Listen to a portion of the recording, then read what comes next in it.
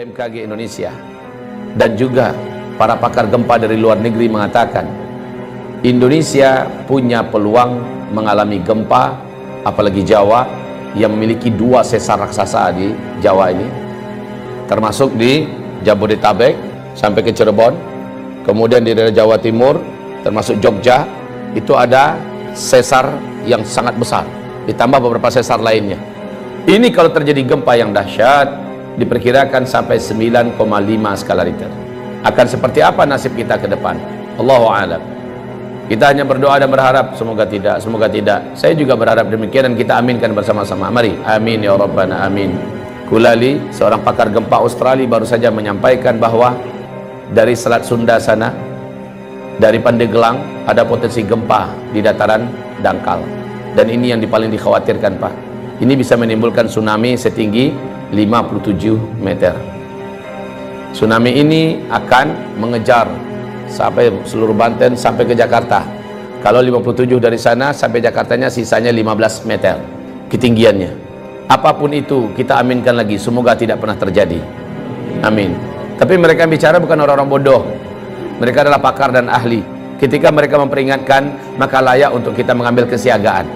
Saya hanya sarankan pada kita yang mampu menghentikan bencana yang sudah diprediksi perkiraannya hanyalah Allah Subhanahu wa taala.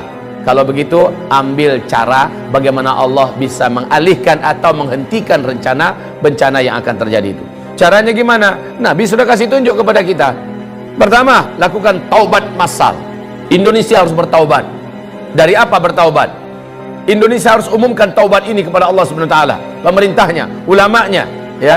Apa yang harus masyarakatnya diajak? Yang diajak taubat itu adalah negara Indonesia ini dengan rakyatnya. Satu, hentikan menzalimi para alim ulama. Gus Nur hari Kamis tanggal 27 Oktober dia menerima hari Kamis itu surat panggilan, statusnya sebagai tersangka. Gus Nur menyampaikan dalam bentuk video, dia sampaikan, silakan laporkanlah, sekarang saya sudah tersangka, paling-paling saya hanya ditangkap, dipenjarakan, atau mungkin bisa jadi saya dibunuh, terserah kalian mau buat apa, saya tidak ada takut. Tapi ingat oleh kalian, Allah maha bangun, Allah maha membalas, Allah maha hidup, Allah pasti akan melakukan apa yang akan dilakukannya kepada kalian. Catat oleh kalian, katanya, mulai jam ini, dari detik ini juga kalian catat semua. Kalian akan menyaksikan hal-hal yang tidak pernah kalian inginkan selama ini. Ditindaklanjuti oleh Polda Palu. Yang gempa besar besoknya, maghribnya. Jadi hanya selang 24 jam terjadi gempa besar di Palu sana. Anehnya, semua rumah bangunan gedung yang ada di sekitar rumahnya dan pesantrennya Gus Nur yang ada di Palu hancur. Tapi gedung dan rumahnya, pesantrennya Gus Nur utuh seutuh-utuhnya, berdiri kokoh, rapi serapi-rapinya, sebelah-sebelahnya rata. Masya Allah, Allah kasih lihat. Bahkan kantor Polda yang ada pun tenggelam oleh tsunami. Tidak sedikit jumlah para aparat yang sampai hari ini belum ketemu. Ya Rabb, jangan sakiti ulama. Saya sudah sampaikan kepada pemerintah negeri Republik Indonesia tercinta ini, Anda berutang ke sana kemari dengan harga dan angka yang sudah sangat gila-gilaan, dan ini membahayakan untuk NKRI ke depan.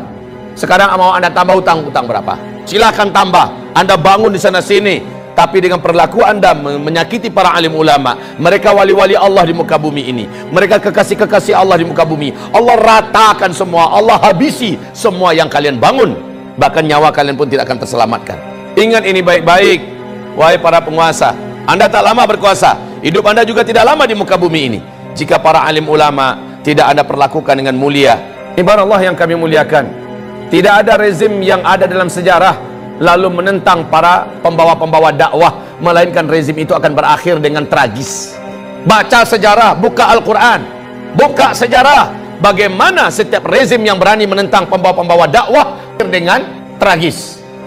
Wa kadzalika ja'alna likulli nabiyyin aduwwa syayatinal insi wal jin. Musuh-musuh dakwah ini adalah setan-setan manusia dan setan-setan jin. Demikian Allah firmankan, yuhi ba'duhum ba'da zukhrufal qawli ghurura. Konspirasi mereka sesama mereka saling rapat dan akrab dalam rangka memadamkan dakwah, tapi pada ujungnya qul ja'al haqq wa zahaqal batil. Kalau kebenaran sudah datang, kalau kebenaran sudah diusung dan dibawa, diperjuangkan, yang batil pasti akan enyah. Apa yang kurang dari Firaun? Puncuk dan puncak kekuasaan-kekuatan saat itu di tangannya. Negara-negara mana yang tidak takut dengan kekuasaan yang dimiliki oleh Firaun? Kekuasaan yang luas, bala tentara yang banyak, persenjataan yang hebat, media semuanya di tangannya, semua kekayaan ada di tangannya. Kurang apa Firaun? Dan Musa hanya seorang pendakwah biasa. Musa dengan pendampingnya Harun, Bani Israel orang-orang rakyat biasa, tapi mereka bersama Allah yang Maha Perkasa. Ketika semakin zalim Firaun kepada Musa dengan fitnah yang bermacam-macam, dengan cara yang bermacam-macam untuk menghabisi Musa, akhirnya Firaunlah yang habis. Bala tentaranya habis, lumpuh semua. Bukan sekedar lumpuh, mati semuanya, ditenggelamkan oleh Allah dalam Laut Merah. Kisah Firaun ini terulang abad demi abad, terus terulang dan berulang. Namrus sebelumnya, Ibrahim yang disasar. Namrus habis, dihabisi bala tentaranya oleh Allah hanya dengan tentara kecilnya berupa lalat. Namrus pun sekarat mampus.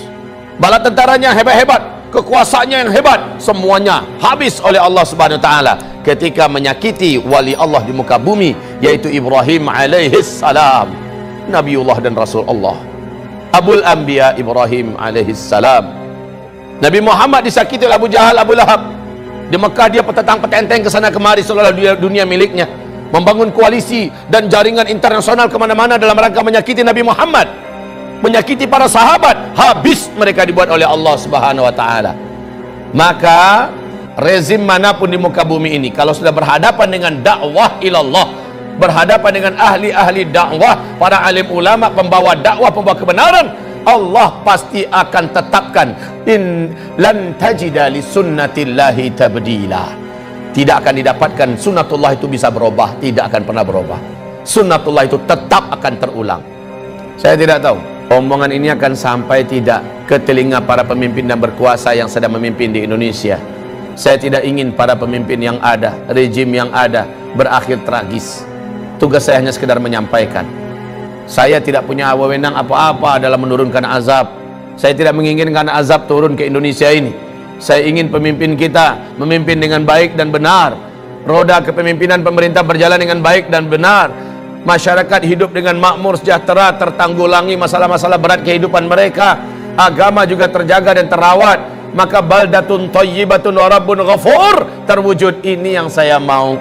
Tapi ketika yang dilakukan kebalikan daripada itu, maka inilah firman Allah Subhanahu wa taala di surat Al-A'raf ayat yang ke-96, walau anna ahlal qura amanu wattaqau lafatahna alaihim barakatim minas sama' wal ard walakin kadzabu fa akhadnahum bima kanu yaksibun. Kalaulah suatu negara, suatu bangsa, penduduknya benar imannya kepada Allah dan mereka melaksanakan perintah-perintah Allah, meninggalkan larangan-larangan Allah dan Rasulnya, la fatahna alaihim barakatim minas sama'i wal ard, pasti kami bukakan selebar-lebarnya pintu-pintu barakah dan kebaikan dari langit dan juga yang keluar dari bumi. Walakin, tetapi sayang, kadzabu, mereka mendustakan, mereka melawan dan menentang. Fa akhadnahum bima kanu yaksibun, kami siksa mereka. Fa akhadnahum bima kanu yaksibun. Kapan siksaan itu? Afa amina ahlul qura ayatiyahum ba'suna bayata wa hum naimun. Apakah mereka merasa aman ketika dosa sudah dibuat di mana-mana, maksiat sudah dilakukan di mana-mana? Mereka masih merasa aman daripada siksa dan azab kami yang datang kepada mereka baghtatan, tiba-tiba. Wahum naimun, mereka sedang di rumah-rumah mereka, mereka sedang kumpul-kumpul dengan keluarga mereka, mereka sedang mau tidur atau sedang tidur, datang kepada mereka siksaan kami. Wahum naimun. Awa amina ahlul qura ayatiyahum ba'suna duha, atau kami siksa mereka di waktu duha. wahum yal'abun, mereka sedang main-main. Baik saudaraku, hamba-hamba Allah yang kami muliakan, insyaallah semoga bermanfaat yang saya sampaikan.